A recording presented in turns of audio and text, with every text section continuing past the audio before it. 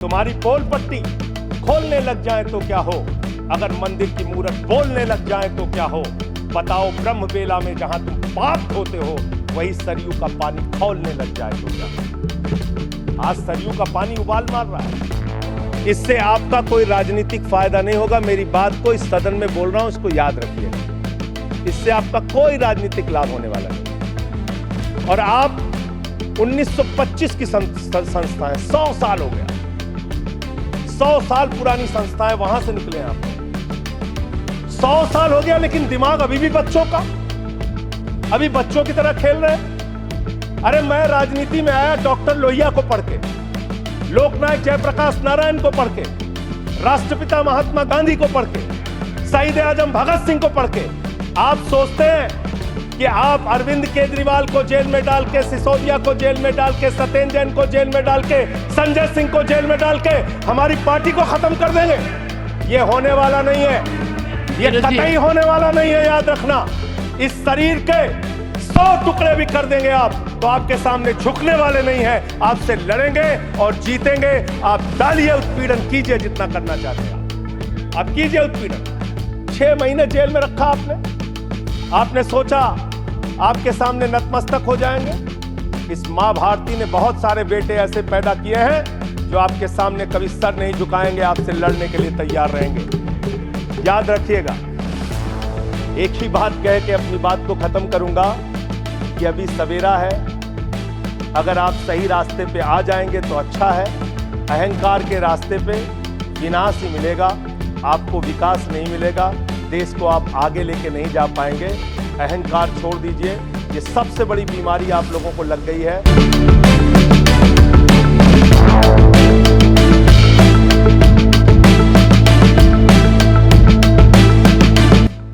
महोदया,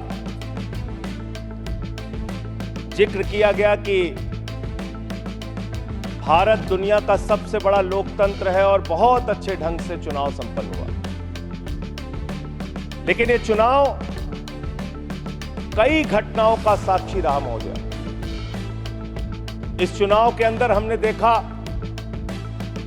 विपक्ष के नेताओं को पकड़ पकड़ के कैसे जेल में डाला गया। ईडी का, सीबीआई का, जांच एजेंसियों का दुरुपयोग करके राज्यों के मुख्यमंत्री को जेल में डाला गया, मंत्रियों को जेल में डाला गया। इस चुनाव में हमने देखा भाषा का स्तर।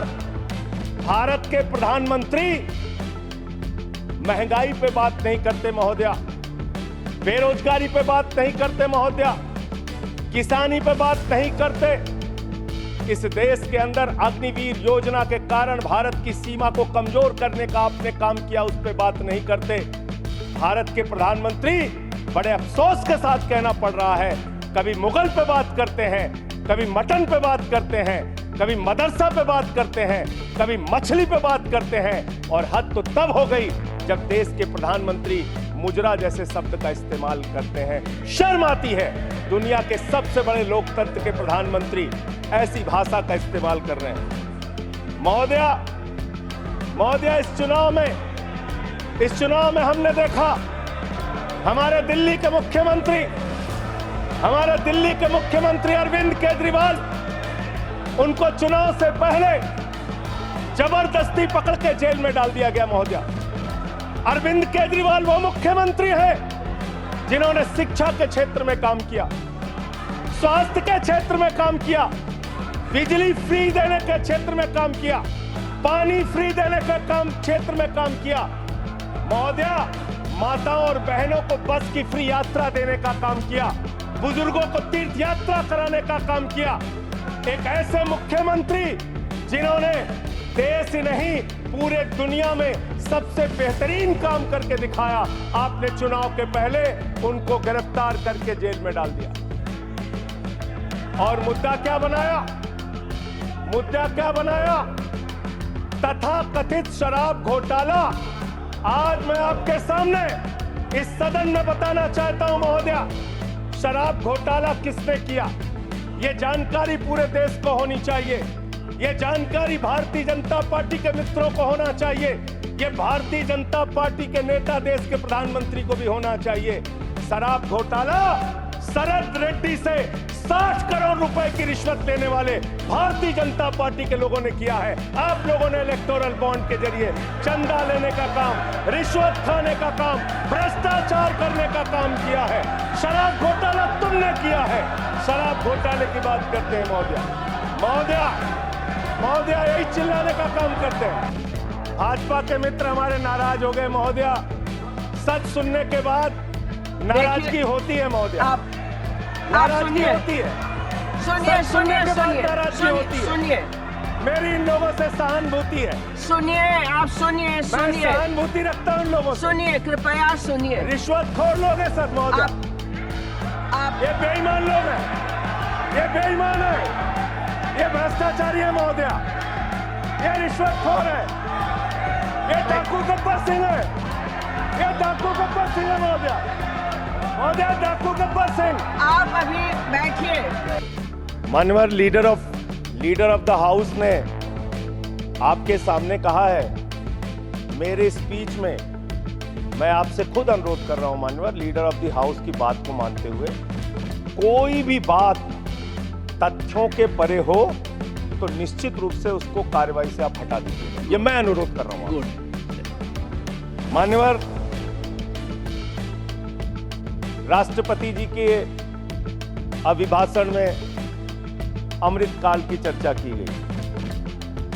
हमने देखा अमृतकाल मान्यवर, हमने देखा किस तरह से विपक्ष के नेताओं को पकड़ पकड़ के जेल में डाला गया।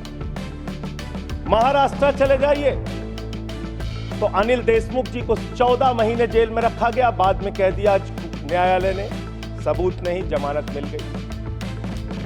संजय रावत जी को 100 दिन 103 दिन जेल में रखा गया मान्यवर, बाद में उनको जमानत मिल गई, कोई सबूत नहीं। मुझे 6 महीने जेल में रखा गया मान्यवर, और 3 जजों ने सुप्रीम कोर्ट के मुझे जमानत दे दी।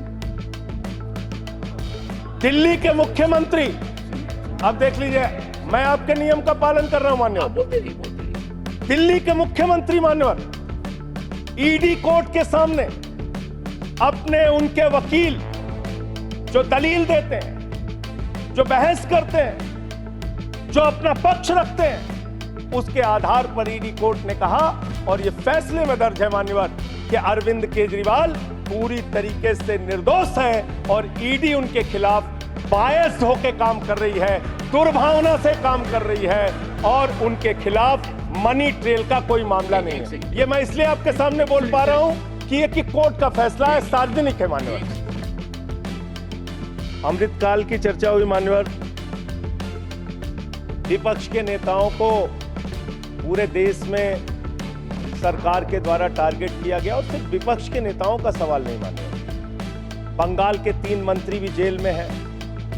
अभी झारखंड के मुख्यमंत्री को जमानत मिली है कोर्ट से, और बिहार में जांच एजेंसियों का दुरुपयोग, महाराष्ट्र में जांच एजेंसियों का दुरुपयोग, दिल्ली में जांच एजेंसियों का दुरुपयोग। अब क्या करना चाहते हैं? मैंने अटल जी का भाषण सुना मान्यवर, उन्होंने कहा दुर्भावना से राजनीति नहीं होती, बड़े दिल से राजनीति होती, बड़े मन से राजनीति होती है, बड़े मन की राजनीति करना सीखिए। ऐसे विपक्ष के लोगों को टारगेट करना ठीक नहीं है, ये अच्छी राजनीति नहीं है आपकी। आपने दिल्ली के स्वास्थ्य मंत्री को जेल में डाल दिया, उस आदमी का 36 किलो वजन कम हो गया जेल में माने, 36 किलो। आप इनकी टीका टिप्पणी सुन रहे हैं, हमारे दिल्ली के फिर तो मैं बोल नहीं पाऊंगा। जो व्यक्ति जेल में है उसको जेल में किसने डाला? इनकी जांच एजेंसियों ने सर, न्यायालय ने, इनकी जांच एजेंसियों ना न्यायालय ने झूठे मामले बनाकर, भारतवर्ष झूठे मामले बनाकर, भारतवर्ष दुनिया के अंदर वो देश है जिसकी न्यायपालिका सुदृढ़ है।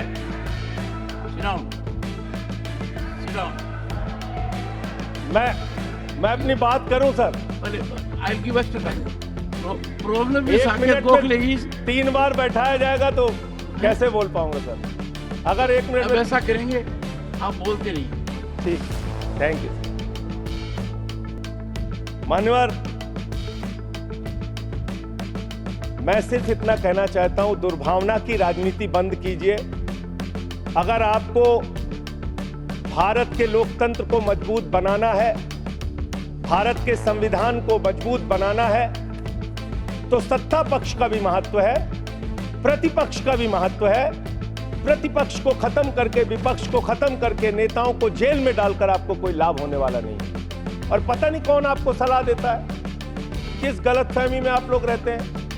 मैं आपके लिए भी कह रहा हूं और इधर जो बैठे उनके लिए भी कह रहा हूं, जब जो पार्टी सत्ता में रहेगी, अगर विपक्ष के लोगों को जेल में डालेगी, उस पार्टी का सत्यानाश होगा। अपने नेताओं को बता देना, अपने नेताओं को बता देना। आप इस गलतफहमी में मत रहना। और आप जेल की राजनीति कर रहे हैं। इस चुनाव ने आपको एक परिणाम दिया है, सोचने के लिए, विचार करने के लिए। इसमें स्पष्ट बहुमत का भी जिक्र है मान्यवर। स्पष्ट बहुमत कहां है? 400 पार। आपने नारा दिया 400 पार, 400 पार, 400 पार। Not a good habit. 400 पार का नारा आपने दिया। आपकी 240 सीट आई। स्पष्ट बहुमत कहां है?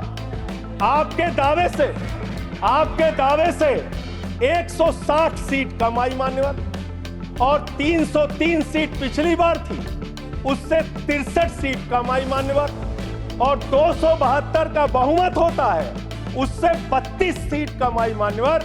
आपको सोचना होगा, विचार करना होगा, अपनी कमियों की समीक्षा करनी होगी। और आपकी कमियां क्या है? आपकी कमियां आपका अहंकार है। जब व्यक्ति अहंकार में होता है तो उसको कुछ दिखाई नहीं पड़ता मान्यवर। रावण भी अहंकार में था।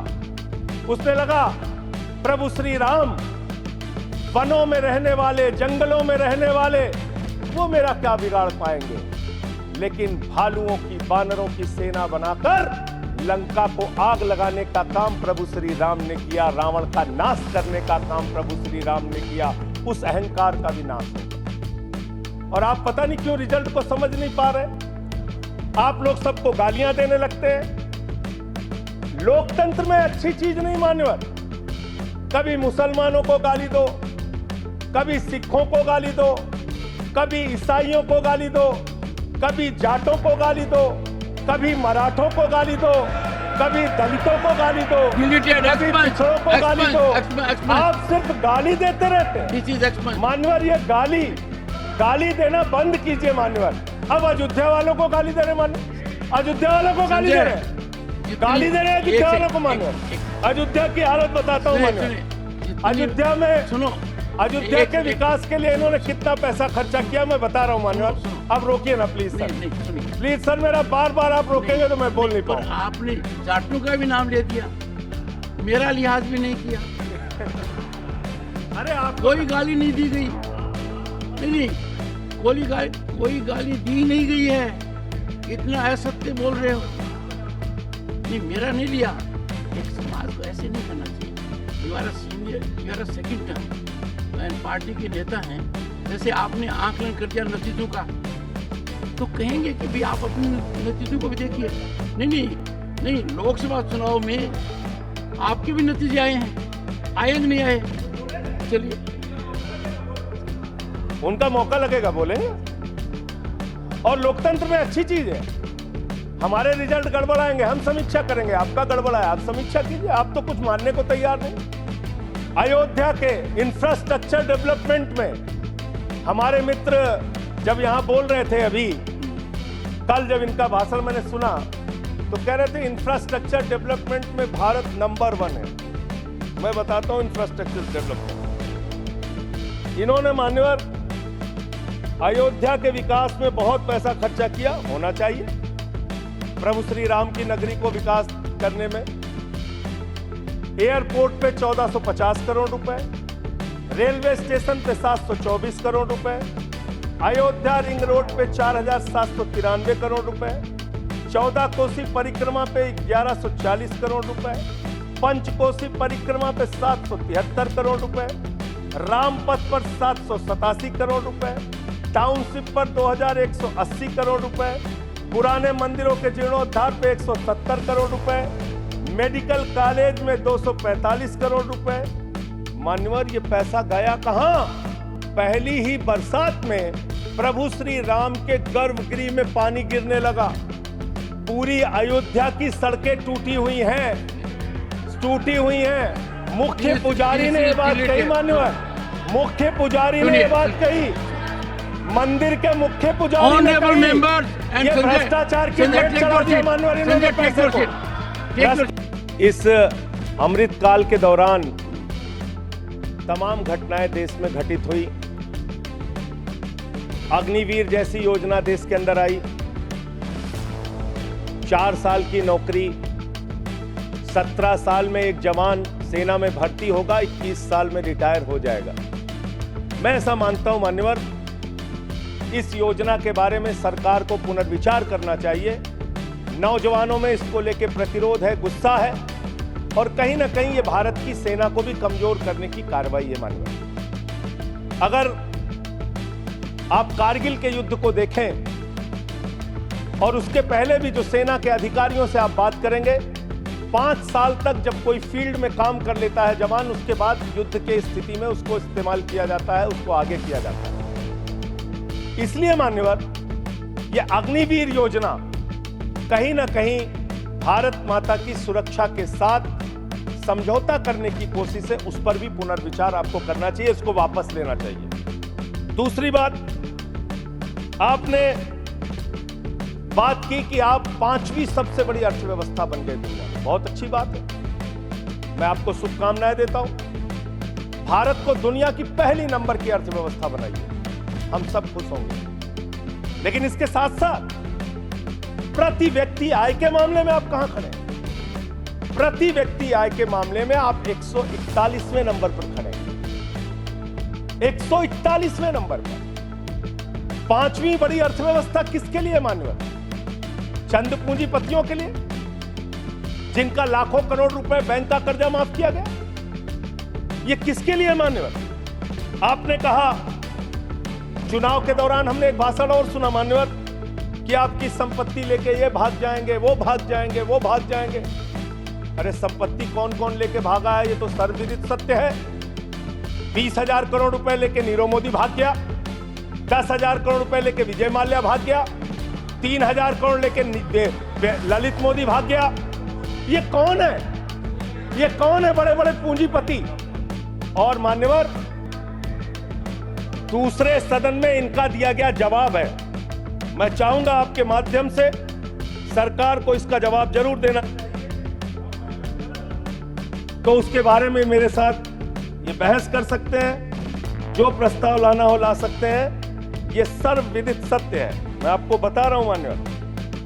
3,53,000 करोड़ रुपए बैंक सेटलमेंट के, 3,53,655 करोड़ रुपए बैंक सेटलमेंट के नाम पे 43 कंपनियों का माफ किया गया। 43 कंपनियों का, इसका रिकॉर्ड आपके सामने मैं रख दूंगा। मान्यवर, संपत्ति आप कहां पहुंचा रहे हैं, किसको पहुंचा रहे हैं, किस लिए आप काम कर रहे हैं, किसके लिए काम कर रहे हैं, ये पूरे देश को जानना चाहिए। आपने रेलवे की उन्नति की चर्चा की है, वंदे मेट्रो की चर्चा की है। हमारे एक मित्र कह रहे थे ट्रेन में सफर, मैं शायद ट्रेन में भी सफर किया हूं, रोड से भी सफर किया हूं, इतना सफर किया हूं कि उसके आंकड़े जब सामने आएंगे तो वो एक गाथा लिखी जा सकती है उस पर। ट्रेन में सफर करने वालों की हालत आज क्या है? इंसान को भूसे की तरह भर के एक जगह से दूसरे जगह जाना पड़ता है मान्यवर। लखनऊ में उतरिए, वहां पर कुली मिले मुझे मान्यवर। उनके लिए एक वादा किया था बहुत पहले, और आप एक उदार हृदय के व्यक्ति हैं, मैं चाहता हूं आपके माध्यम से सरकार तक ये बात जानी चाहिए। कुलियों को वादा किया इस सरकार ने कि आपके बच्चों को नौकरी दी जाएगी। कुलियों को वादा किया वर्दी दी जाएगी, तमाम प्रकार की सुविधाएं दी जाएंगी। उनका ज्ञापन मेरे पास पड़ा हुआ है, आज भी उनकी मांगों के बारे में कोई सुना नहीं। आपने इस देश के नौजवानों के साथ क्या किया? पेपर लीक पे पेपर लीक, पेपर लीक पे पेपर लीक, नीट का पेपर लीक, उत्तर प्रदेश में दरोगा की भर्ती का पेपर लीक, गुजरात में पेपर लीक, राजस्थान में पेपर लीक, बिहार में पेपर लीक। 2 साल में 70 पेपर लीक हुए मान्यवर, 70 पेपर लीक। इस देश के नौजवानों के साथ आपने खिलवाड़ करने का काम किया। 2 करोड़ छात्रों और नौजवानों की जिंदगी बर्बाद हुई पेपर लीक के कारण। कौन जिम्मेदार है उसके लिए? कैसे कार्रवाई होगी? आप कमेटियां बनाते हैं। एनटीए जो एग्जाम करा रहा है, मैं ये मांग करता हूं आपके माध्यम से उस एनटीए के अधिकारियों की जांच होनी चाहिए और उन लोगों की जांच कराकर जो लोग भी इसमें शामिल हैं उनको गिरफ्तार करके जेल में डालिए और एनटीए को भंग कीजिए मान्यवर, क्योंकि बार बार जब एनटीए एग्जाम करा रहा है पेपर लीक हो रहा है। ये बड़ा सवाल है, इसके बारे में आपको सोचना चाहिए। दूसरी बात मान्यवर, आपने कहा राज्यों के विकास से ही देश का विकास होता है। ये बात सुनकर मेरी आंखों में आंसू आ गया। इतनी बढ़िया बात, इतना उदार हृदय आपका, वाह वाह वाह वाह वाह वाह। राज्यों के विकास से देश का विकास होता है। पिछले 9 साल में मान्यवर 324 करोड़ रुपए से ज्यादा दिल्ली को नहीं दिया इन्होंने। 324 करोड़ से ज्यादा नहीं दिया, क्योंकि यहां पर आम आदमी पार्टी की सरकार है। यहां पर शिक्षा मंत्री को जेल में डालना है, स्वास्थ्य मंत्री को जेल में डालना है, मुख्यमंत्री को जेल में डालना है। यहां विकास के लिए हमारा सहयोग नहीं करना। तीर्थ यात्रा योजना रोक लगाओ, होम डिलीवरी योजना रोक लगाओ, मोहल्ला क्लिनिक योजना रोक लगाओ, आप सिर्फ बिजली फ्री योजना रोक लगाओ, पानी फ्री योजना रोक लगाओ। आपका काम सिर्फ रोक लगाने के लिए है। अब क्या राज्यों का विकास कर रहे हैं मान्यवर? 8,000 करोड़ रुपए रूरल डेवलपमेंट फंड का और बाकी शिक्षा स्वास्थ्य के फंड का, केंद्र सरकार के हिस्से का, पंजाब का इन्होंने 8,000 करोड़ रुपए रोक के रखा है। ये राज्यों का विकास आप कर रहे हैं। ये राज्यों के साथ आपका बर्ताव है। ये आपका संघीय ढांचे में यकीन है।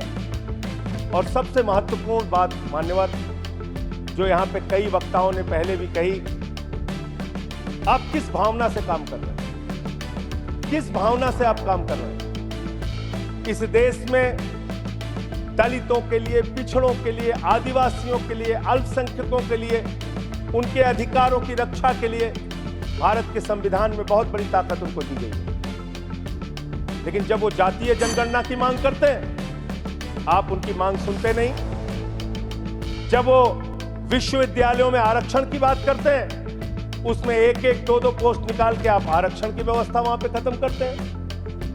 जब वो अपने साथ होने वाले भेदभाव की चर्चा करते हैं, आप उस पर भी रोक लगाते हैं। मान्यवर, अमृतकाल के अंदर ये सवाल तो आपसे बनता है, ये पूछना तो आपसे बनता है कि जब प्रभु श्री राम के मंदिर का शिलान्यास हुआ तो तत्कालीन राष्ट्रपति वहां पर क्यों नहीं थे? जब उस प्रभु श्री राम के मंदिर का उद्घाटन हुआ तो मौजूदा राष्ट्रपति वहां पर क्यों नहीं थे? ये सवाल तो आपसे बनता है मान्यवर।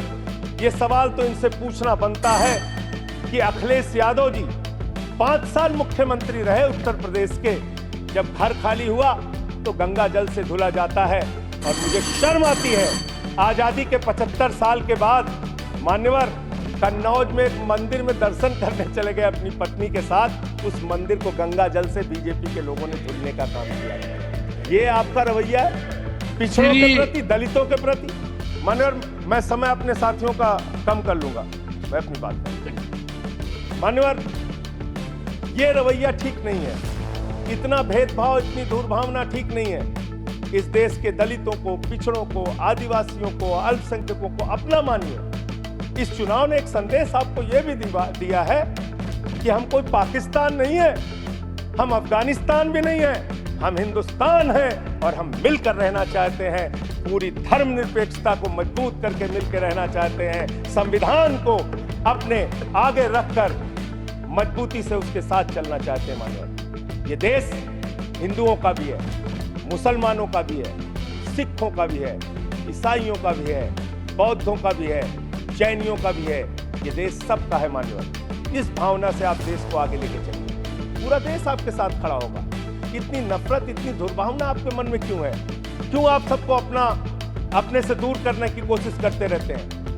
इस पार्टी को भारतीय जनता पार्टी ही रहने दीजिए। इस पार्टी को मान्यवर भारतीय झगड़ा पार्टी मत बनाइए। मैं इन लोगों से कहना चाहता हूं, झगड़े लड़ाई से कुछ देश को मिलने वाला नहीं है। झगड़े लड़ाई से देश की उन्नति होने वाली नहीं है। आपको 240 सीटें मिली हैं, आप गठबंधन की सरकार चला रहे हैं, आप चलाइए, लेकिन इसके साथ साथ विपक्ष की भी अपनी भूमिका है, उस भूमिका को ध्यान में रखिए। विपक्ष को भी अपने साथ लेकर चलिए। इतना अगर आप टारगेट करके एक एक पार्टी को खत्म करने की कोशिश करेंगे तो जो दूसरों को खत्म करने की कोशिश करता है वो अपने आप ईश्वर उनको सही रास्ते पे पहुंचाने का काम करता है। और रावण का अहंकार नहीं चला मान्यवर तो किसी और का अहंकार क्या चलेगा। और हिंदू धर्म इतना विराट धर्म, कितना विशाल धर्म है। हिंदू धर्म तो वसुदेव कुटुंबकम की बात करता है, कहता है पूरा विश्व हमारा परिवार है। हिंदू धर्म कहता है मान्यवर, कोई भी पूजा हम लोग खत्म करते हैं, कहते हैं धर्म की जय हो, अधर्म का नाश हो, प्राणियों में सद्भावना हो, विश्व का कल्याण हो। लेकिन अफसोस है कि भारतीय जनता पार्टी की मानसिकता है प्राणियों में दुर्भावना हो, प्राणियों में बंटवारा हो, प्राणियों को आपस में बांटा जाए। इनके लिए बहुत अच्छी लाइन है, वो मैं कहना चाहता हूं। बहुत ही अच्छी लाइन आप लोगों के लिए लिख कर लाया था कि किस तरह से आप लोग मुद्दों से ध्यान हटाना चाहते हैं। सभी का ध्यान बांटा जा रहा है, सभी का ध्यान बांटा जा रहा है, ये हिंदुस्तान बांटा जा रहा है, सभी का ध्यान बांटा जा रहा है, ये हिंदुस्तान बांटा जा रहा है। हमें ये मंदिर और मस्जिद दिखाकर हमारा ध्यान बांटा जा रहा है, हमारा ध्यान बांटा जा रहा है। ध्यान बांटने की कोशिश मत कीजिए, मुद्दों पर बात कीजिए। बेरोजगारी बड़ा मुद्दा है, महंगाई बड़ा मुद्दा है, अशिक्षा बड़ा मुद्दा है, अग्निवीर बड़ा मुद्दा है, देश को कैसे तरक्की, भ्रष्टाचार बड़ा मुद्दा है। हमारे किसी साथी ने कहा, मैं आपका स्वागत करता हूं, जितनी अच्छी बात आपने कही, भ्रष्टाचार बहुत बड़ा मुद्दा है। लेकिन ये कैसा भ्रष्टाचार है? भारत के प्रधानमंत्री कहते हैं ये मोदी की गारंटी है, एक एक भ्रष्टाचारी को जेल में भेजूंगा, इस बात की गारंटी है। मुझे खुशी हुई, प्रसन्नता हुई प्रधानमंत्री के इस बात को सुन के। लेकिन जब मैं देखता हूं महाराष्ट्र में 70,000 करोड़ का घोटाला करने वाला बीजेपी के साथ, छगन भुजबल बीजेपी के साथ, नारायण, ठीक है नाम नहीं लेता हूं, नाम नहीं ले रहा हूं सर। देखिए डिलीटेड, मैं दूसरा बस खत्म कर रहा हूं। सुनिए सर एक सेकंड, भ्रष्टाचार के खिलाफ एक सेकंड। इस सरकार ने ईमानदारी का संकल्प लिया। Ramesh, first you are speaking while sitting on your seat. I am sure you are very senior man. You know it. And secondly, why are you interviewing? I expect from a learned man like you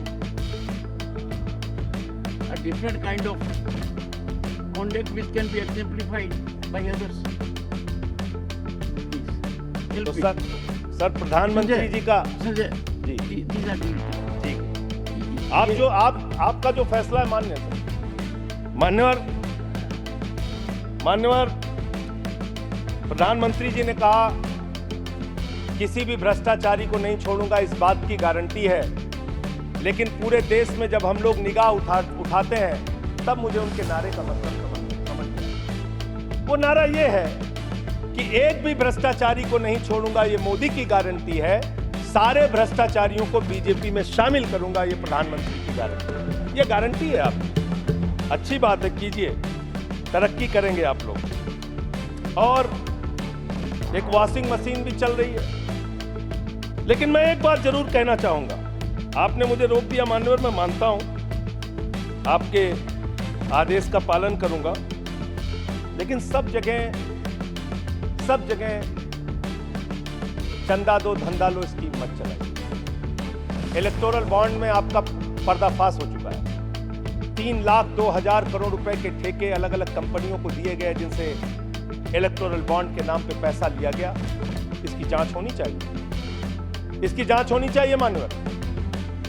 और मैं अयोध्या का जिक्र करने लगा, आप सब लोग नाराज हो गए, मेरे मन में भी नाराजगी, गुस्सा है। मैंने चिताया था आपको, एप्लीकेशन भी दी थी, कोतवाली तहरीर दी थी। प्रभु श्री राम के मंदिर के स्थल पर ऐसे काम नहीं होने चाहिए। सड़कों पे गड्ढे बनेंगे तो सवाल उठेंगे और वो सवाल आपसे पूछे जाएंगे। मान्यवर, प्रभु श्री राम है, आपने उनके लिए गाना बना दिया। जो राम को लाए हैं हम उनको लाएंगे। बताइए आप, यहां पर बैठा हुआ कोई व्यक्ति क्या इस हैसियत में है कि वो राम को ला सकता है? नहीं, भगवान श्री राम हम सबको लेके आए हैं। भगवान इंसान को लेके आता है, कोई इंसान भगवान को नहीं ला सकता। और प्रभु श्री राम के लिए हमारे एक बहुत पुराने कवि हैं यमुना प्रसाद उपाध्याय जी, उन्होंने लाइन लिखी थी कि तुम्हारी पोल पट्टी खोलने लग जाए तो क्या हो, तुम्हारी पोल पट्टी खोलने लग जाए तो क्या हो, अगर मंदिर की मूरत बोलने लग जाए तो क्या हो, बताओ ब्रह्म बेला में जहां तुम पाप धोते हो वही सरयू का पानी खौलने लग जाए तो क्या हो। आज सरयू का पानी उबाल मार रहा है। अयोध्या में जो हालात हैं वो आपको देखना चाहिए, और अयोध्या के परिणाम से आप नाराज हुए, नाराज होना बनता है, लेकिन उसके कारण आपने सोचे। राम पथ गमन मार्ग, अयोध्या हारे आप, प्रतापगढ़ हारे, सुल्तानपुर हारे, कौशाम्बी हारे, सीतापुर हारे, रामपुर हारे, श्रावस्ती हारे, प्रयागराज हारे, चित्रकूट हारे, जहां जहां से प्रभु श्री राम गुजरे थे वो सारी सीटें आप लोग हारे। नासिक हारे, रामटेक हारे, तो इसकी समीक्षा कीजिए। वर्धा हारे, तो इसलिए इसकी समीक्षा कीजिए, क्यों हो रहा है ऐसा आपके साथ। भगवान के नाम पर आप श्रद्धा रखिए और उस श्रद्धा को, उसका विस्तार कीजिए, हमें कोई आपत्ति नहीं। देखिए आपके साथ ये इनका प्यार खत्म ही नहीं हो रहा है। मान्यवर,